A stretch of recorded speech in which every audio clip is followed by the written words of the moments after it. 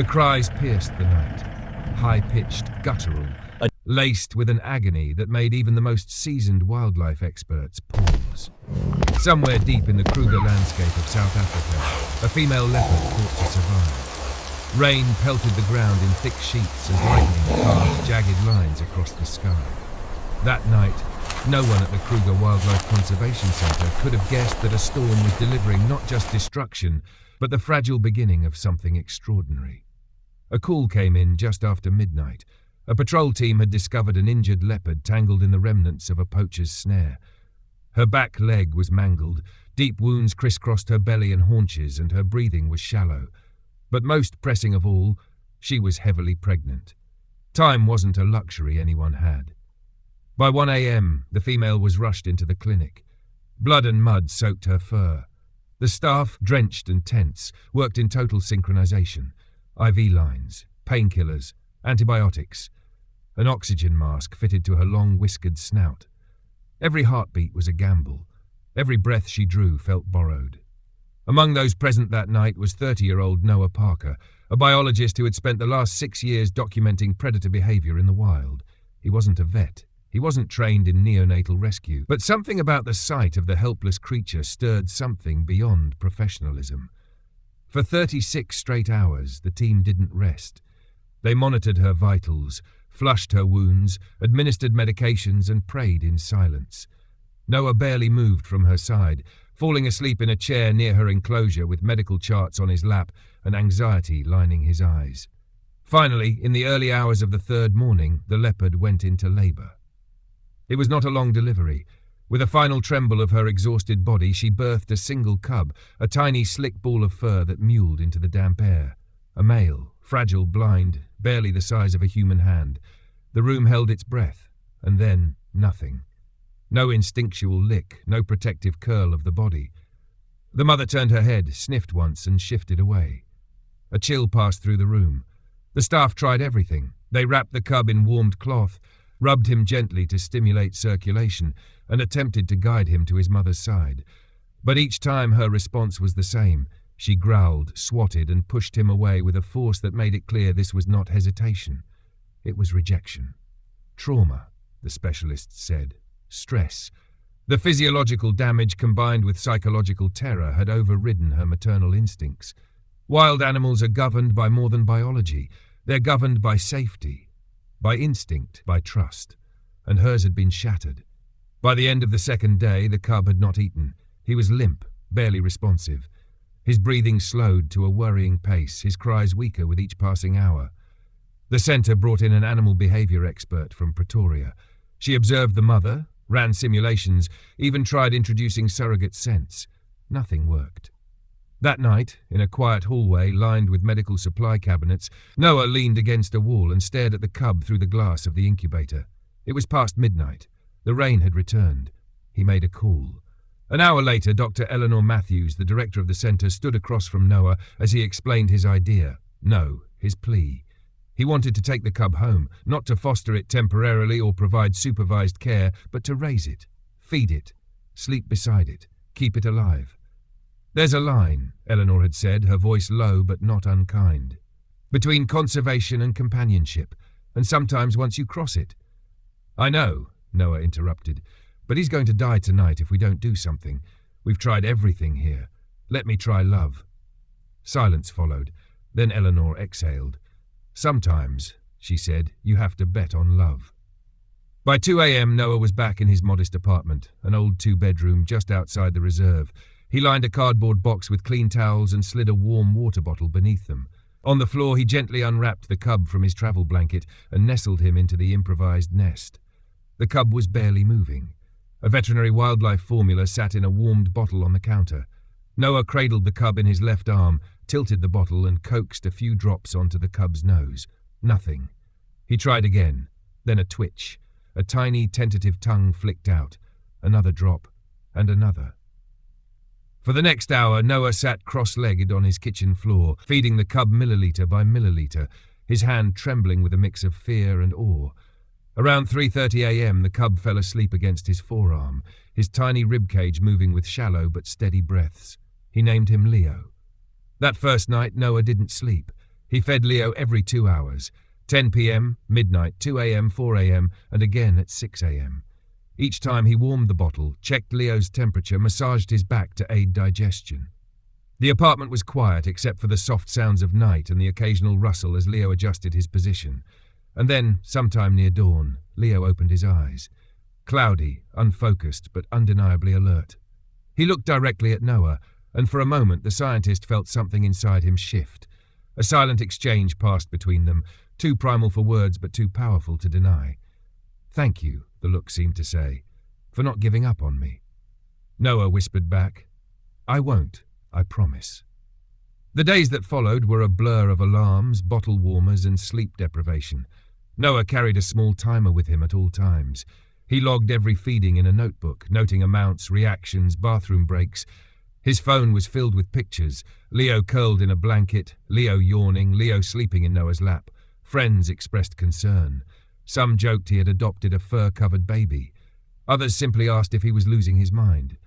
But none of that mattered. Because every time Leo made that soft, high-pitched purr of recognition, every time those eyes locked onto Noah's, he knew this was exactly what he was meant to do. He hadn't just saved a life. He had found a purpose. The days blended into one another, marked not by sunrises or sunsets, but by Leo's feeding times. Noah lived by a strict cycle, every 2 hours like clockwork. He had alarms set for each feeding, even during the dead of night. The moment the shrill beep echoed through his apartment, he was up, bleary-eyed and groggy, but moving with unwavering determination.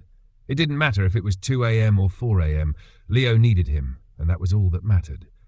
Each time, the process was the same. He would warm the formula to the precise temperature, check it on the inside of his wrist like a parent would, and lift Leo gently from his nest of towels. The cub, still small enough to fit in one arm, would blink sleepily, then stretch just enough to let out a soft sound of expectation. His feeding wasn't just about nourishment. It was a ritual of trust.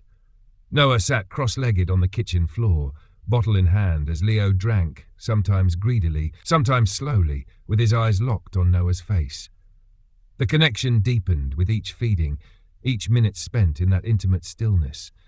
And although exhaustion weighed heavily on Noah, his face paler, the circles beneath his eyes deepening, he refused to ask for help. He didn't want to miss a moment. Leo's early days were fragile. He lacked the nourishment that would have come from his mother, and his development lagged behind cubs raised in the wild. His legs remained wobbly longer than normal. His movements were slow, his reactions delayed. There were moments when Noah doubted himself. Was he doing enough? Was he capable of keeping a wild animal alive, let alone helping him thrive? But then came the little victories. The first time Leo let out a full-bodied purr after a feeding. The first time his tail flicked with curiosity. The first time he tried to bat at Noah's finger, his claws barely emerging, testing the world through touch. These weren't just signs of life, they were signs of hope. Noah began documenting everything. He kept a journal detailing Leo's eating habits, his bowel movements, his sleep cycles, his responses to different textures, sounds, and lights. He wasn't just raising Leo, he was conducting an unprecedented study. And yet it didn't feel clinical. It felt like parenting. At 2 weeks old, Leo tried to crawl. His legs trembled under him, and he barely made it a few inches before flopping back onto his side. But his determination was fierce. Over the next few days, he pushed harder. He tried again and again, toppling over, readjusting, falling, and trying once more. Noah filmed one of these moments and sent it to Dr. Matthews. The reply came within minutes. "He's not just learning to walk," she wrote. "He's learning to survive." That's extraordinary. At 3 weeks, Leo began exploring beyond his nest. With great effort, he would crawl to the edge of the blanket, sniffing the tile floor like it was an alien world. Every object became a fascination: the corner of a cabinet, the metal leg of a chair, the flutter of a curtain. Noah leopard-proofed his apartment as best he could. He moved cords out of reach, padded sharp corners, secured anything that could topple over. But he left space for Leo to explore, to grow, to claim the apartment as his own. One morning, Noah woke to the sound of gentle thumps. Startled, he rushed from the bedroom to find Leo halfway across the living room, standing on trembling legs. The cub had risen on his own, and though he fell moments later, The triumph in his eyes was unmistakable. Noah dropped to his knees, scooped him up, and held him close. "You did it," he whispered, tears springing to his eyes. "You're really doing it." When Leo turned 1 month old, Noah brought him back to the conservation centre for a checkup. The staff, who had last seen him as a near-lifeless newborn, were stunned. Though still smaller than average, Leo was alert, aware, and visibly bonded to the man who held him.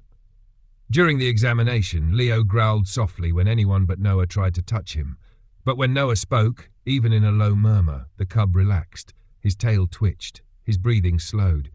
"He's imprinted on you," one of the vets said, shaking her head in awe. "He doesn't just think you're his caregiver. He thinks you're his family." The return to the apartment after the visit felt different. Leo, though only a month old, had begun associating the apartment with safety. He mewled with excitement the moment the car pulled into the driveway. Once inside, he curled up immediately in his towel nest and fell asleep, content and secure. Noah took that as a sign. The apartment wasn't just a shelter, it was now Leo's home. As weeks passed, Leo's curiosity grew bolder. He started climbing furniture, clumsily at first, then with surprising dexterity. He knocked over books, explored shoe piles, and became obsessed with the movement of sunlight on the floor. When Noah walked from room to room, Leo followed, his tiny paws pattering across the tile in determined pursuit. "You've got a shadow," Noah's friend Michael remarked during a rare visit. "He's like a puppy." Noah laughed, though his voice was tinged with fatigue. "He goes wherever I go. If I close the bathroom door, he cries until I open it." Despite the physical toll, Noah couldn't imagine life without Leo. He cancelled social events, postponed a planned trip home to Cape Town, and rearranged his work schedule to accommodate Leo's care. This wasn't a temporary situation anymore. It had become a life, one built around an unusual, deep and irreplaceable bond. Every night, Leo insisted on sleeping beside Noah's bed. Not on it, but right next to it, nestled in his favourite blanket. If Noah shifted during the night, Leo would wake and gently paw the mattress, ensuring his human was still there. In return, Noah would lower his hand and stroke the cub's fur until he fell back asleep. By the time Leo hit 6 weeks, he had grown bolder. He started pouncing on toys Noah made from rolled-up socks or balls of paper. He practiced mock attacks from behind the couch, his instincts kicking in despite the domestic surroundings. But even in his play, Leo was careful. He never extended his claws when leaping at Noah, never bit hard enough to leave a mark. Noah noticed. He didn't teach Leo that restraint. Somehow the cub just knew. In those quiet moments, when Leo rested in his lap, purring softly, or gazed at him with those intelligent amber eyes, Noah realized this wasn't just a rescue story. This was the unfolding of something rare and profound, a bond that defied nature, science, and logic. He had saved Leo's life, but Leo in some strange way had saved his too. The cold snap came without warning. One morning, as Noah folded fresh laundry in the corner of the room, he noticed Leo shivering despite the heating lamp and layers of towels in his usual sleeping spot. The tiny cub huddled tighter, pressing his nose into the fabric, his body curled into a ball. Noah reached for another towel to wrap around him, but the pile was already used and damp from earlier feedings. He paused for a moment, scanning the closet. Amongst a few old jackets and outdoor gear, he spotted a small bundle tucked into a plastic bin, his niece's forgotten clothes from a past visit. Most of it was too small, too frilly, but one piece caught his eye.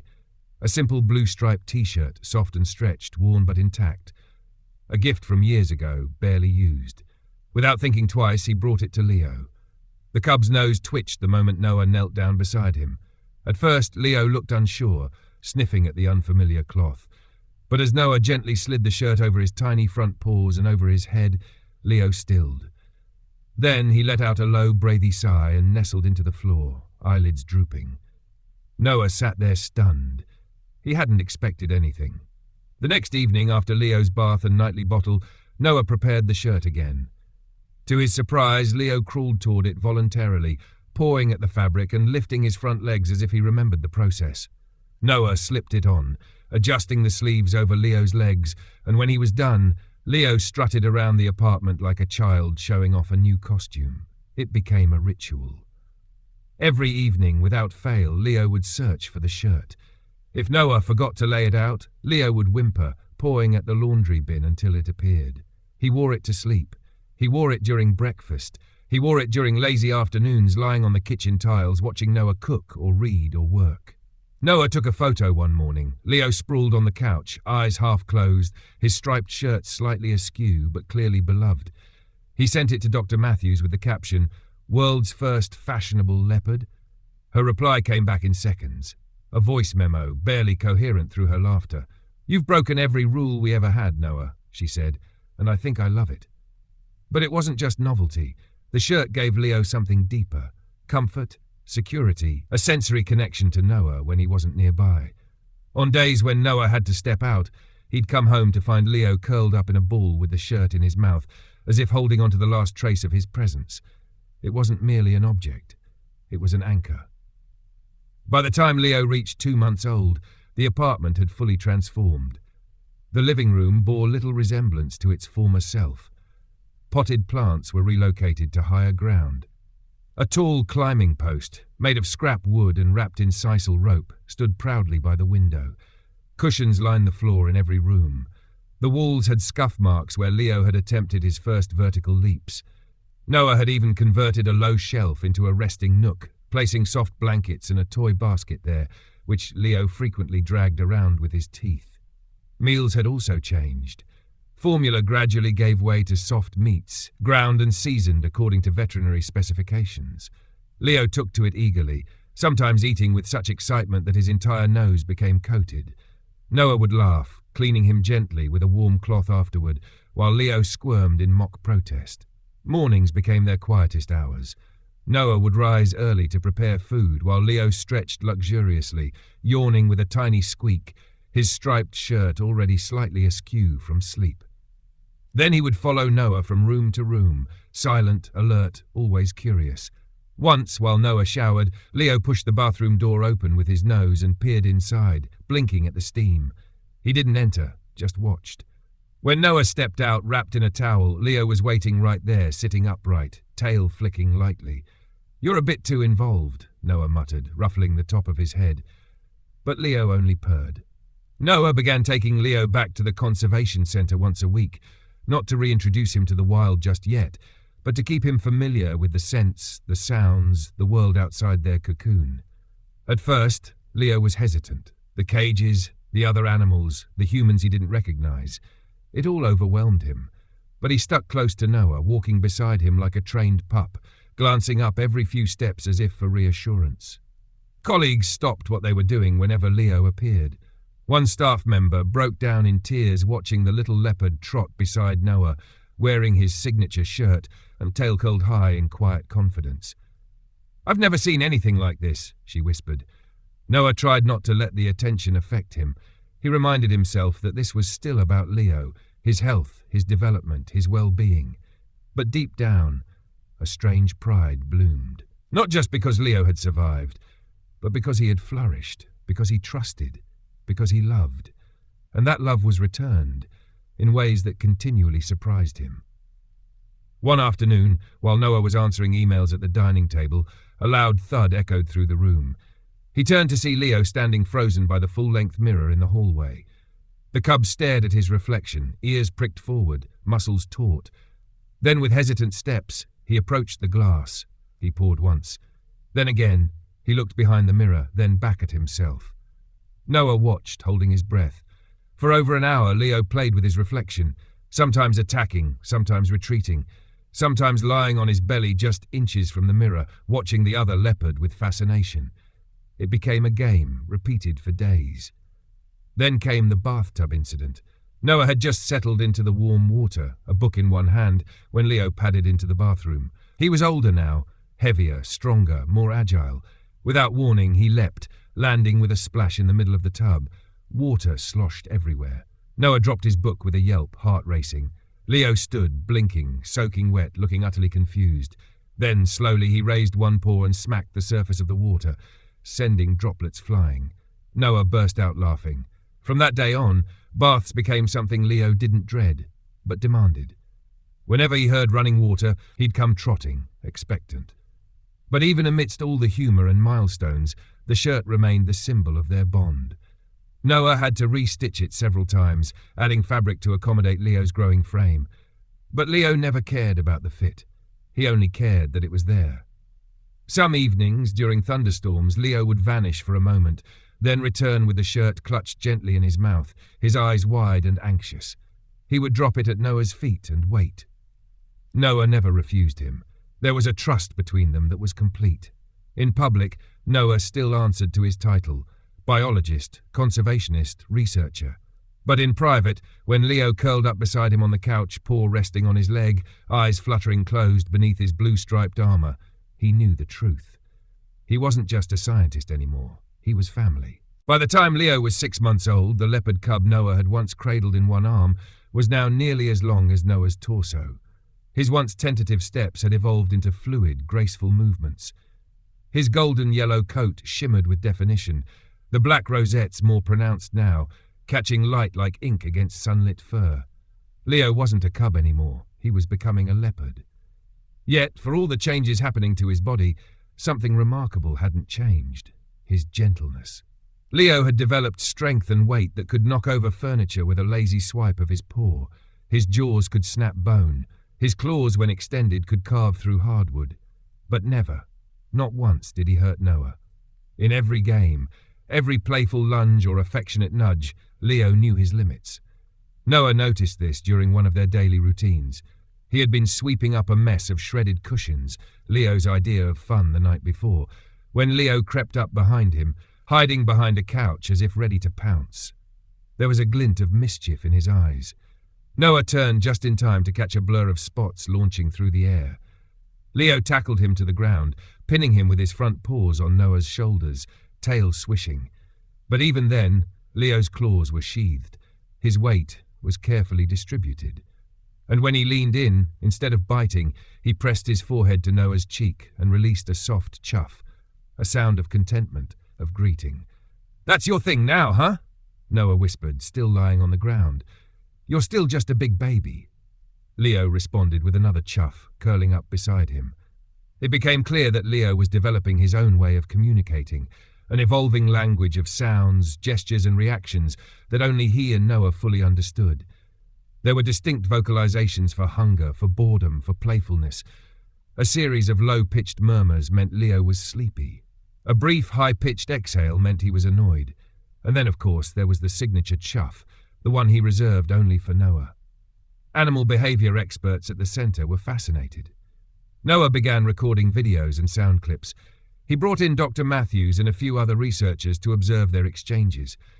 They watched as Leo followed commands, responded to whispers, or instinctively adjusted his behavior based on Noah's mood or tone.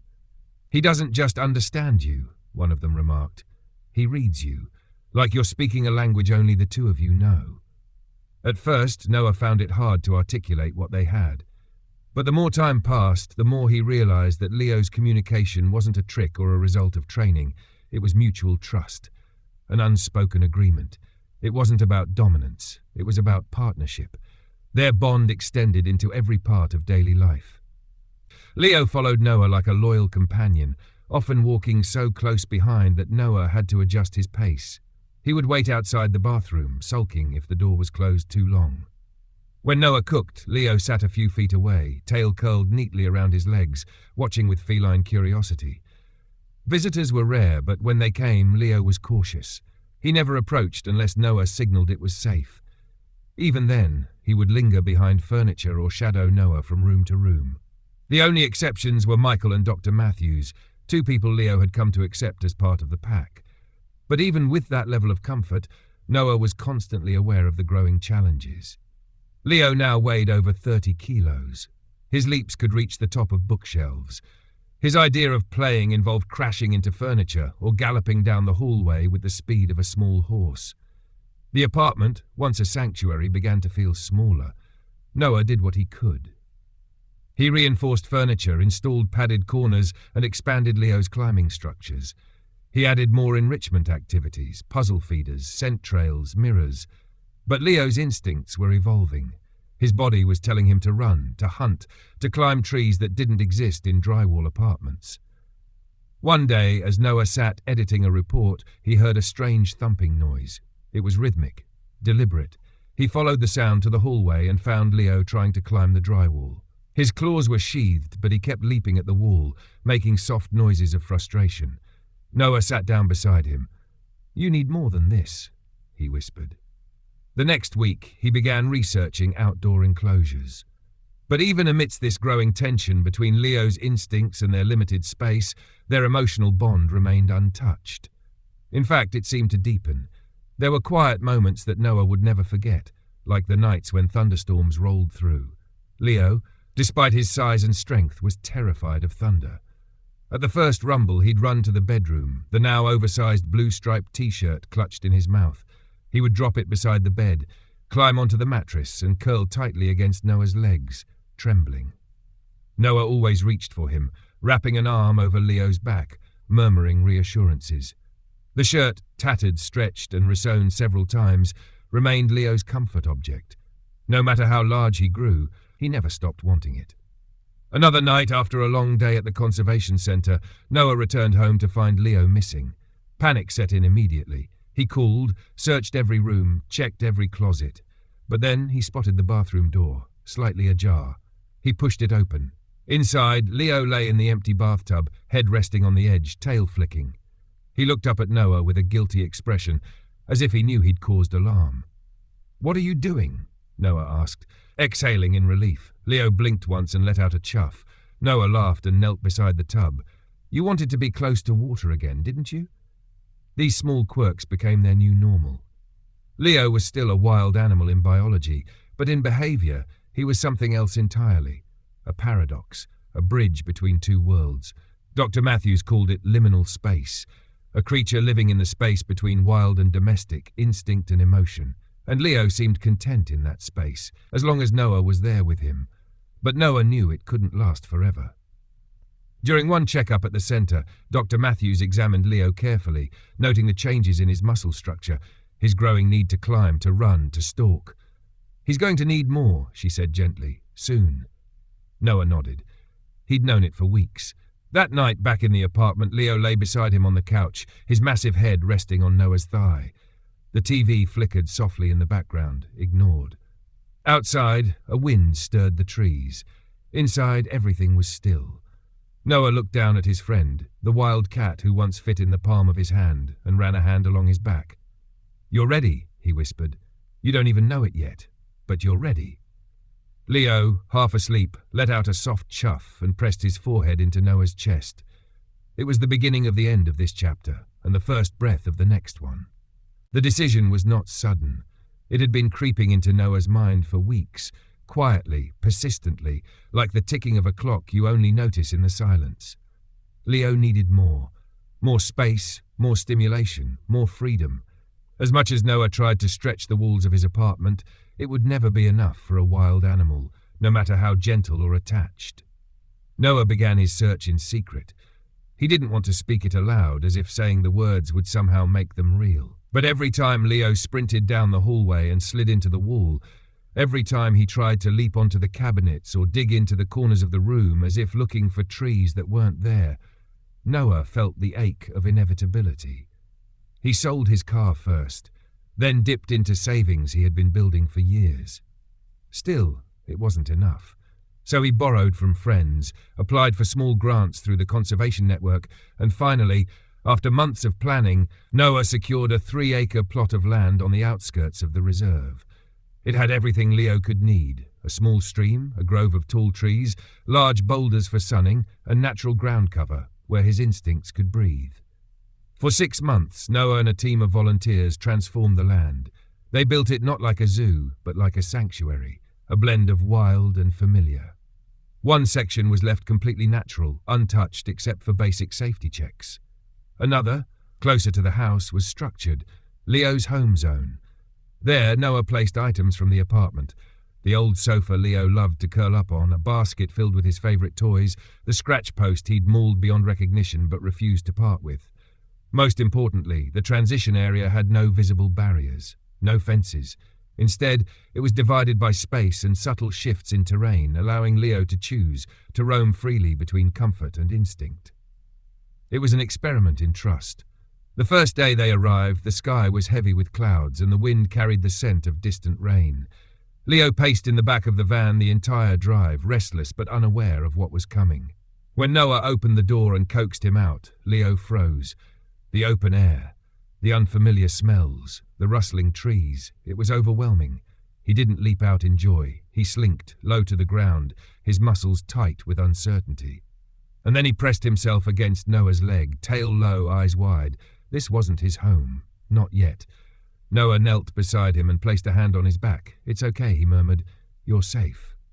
Inside the home zone, Leo found the couch and immediately climbed onto it, curling into the exact position he always had.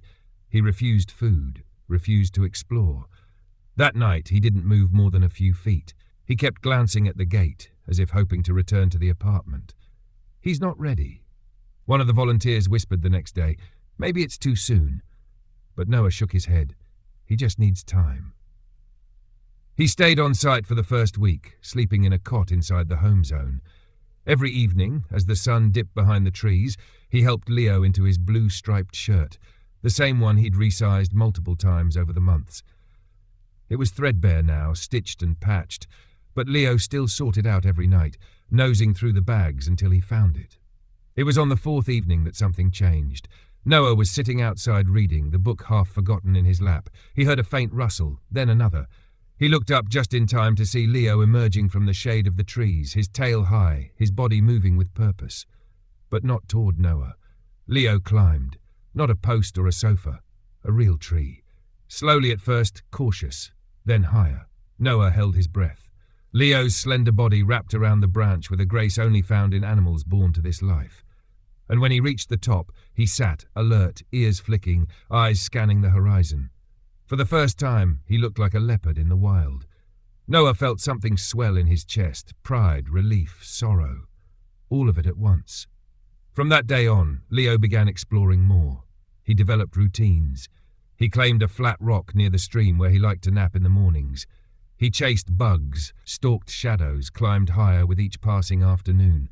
But every evening, like clockwork, he returned to the home zone, returned to his couch, returned to the shirt.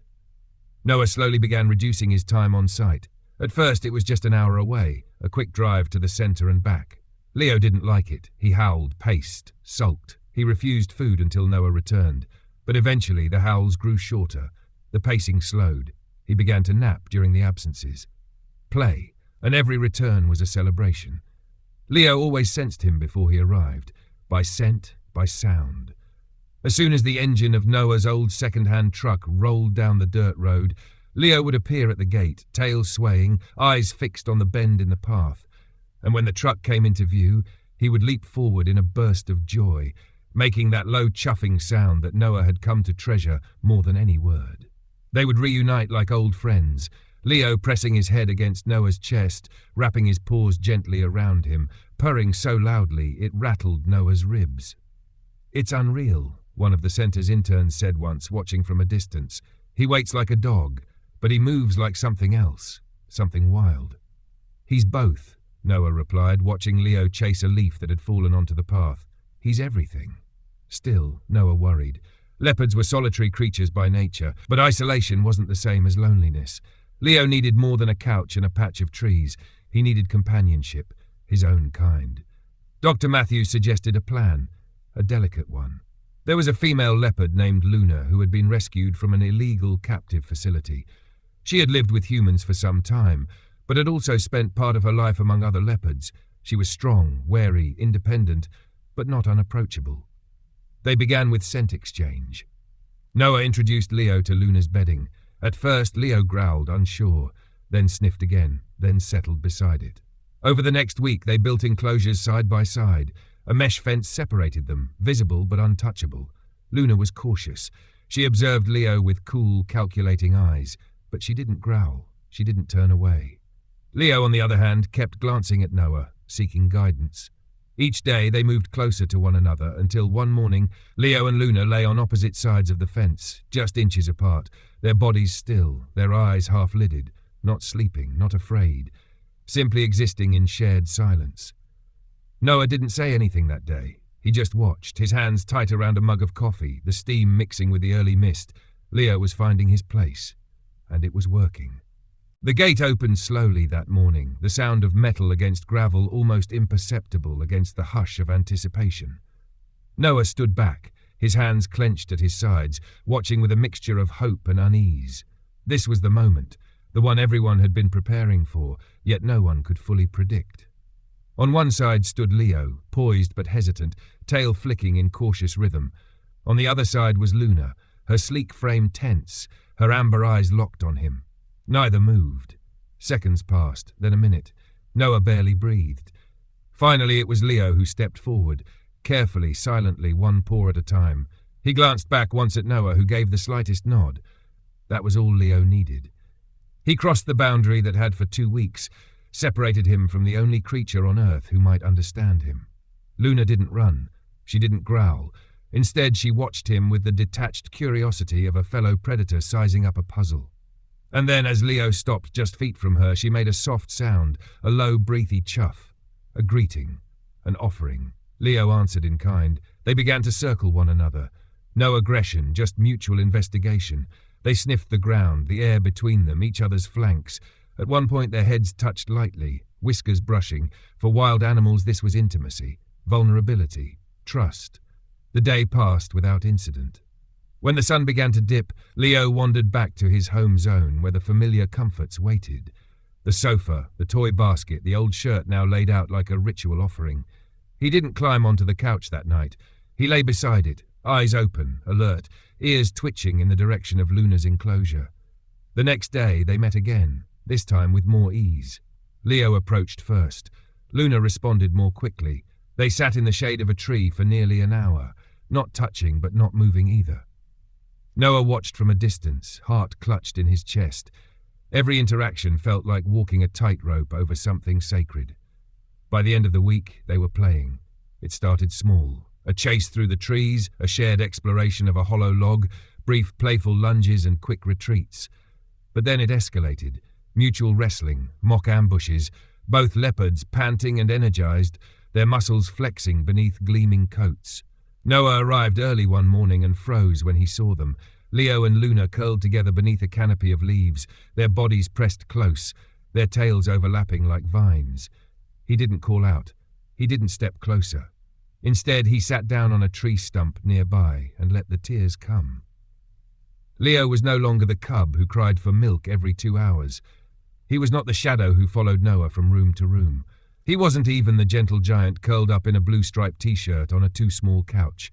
He was a leopard now, fully, gloriously, unmistakably. But the boy he had been still lingered. That night, as Noah prepared to leave, Leo trotted up from the forest. He was dusty, energized, and his shirt, Noah had started using it less, hung loosely from his neck, slightly crooked. Leo pushed his head against Noah's thigh, made a soft chuff, and then looked back toward the trees where Luna was waiting. "Go on," Noah whispered. "I'll be back tomorrow." Leo hesitated only a second longer before bounding away. The weeks turned into months. Leo and Luna established a rhythm. They roamed together, ate together, played with synchronized grace. They didn't need to speak. Their communication was fluid, instinctual. Noah kept his distance when necessary, but Leo always knew when he was nearby. He'd still greet him with a familiar chuff, still press his forehead against Noah's chest in those quiet morning visits. Dr. Matthews visited often, observing the pair with keen interest. "He's become something else," she said one afternoon, as Leo lounged on a sunlit boulder while Luna lapped water nearby. Not a wild leopard, not a domestic animal, but something entirely new, a bridge. Noah agreed, but he also understood the subtle weight of what she meant. Leo's existence had always been fragile, between instinct and nurture, wild and home, predator and companion.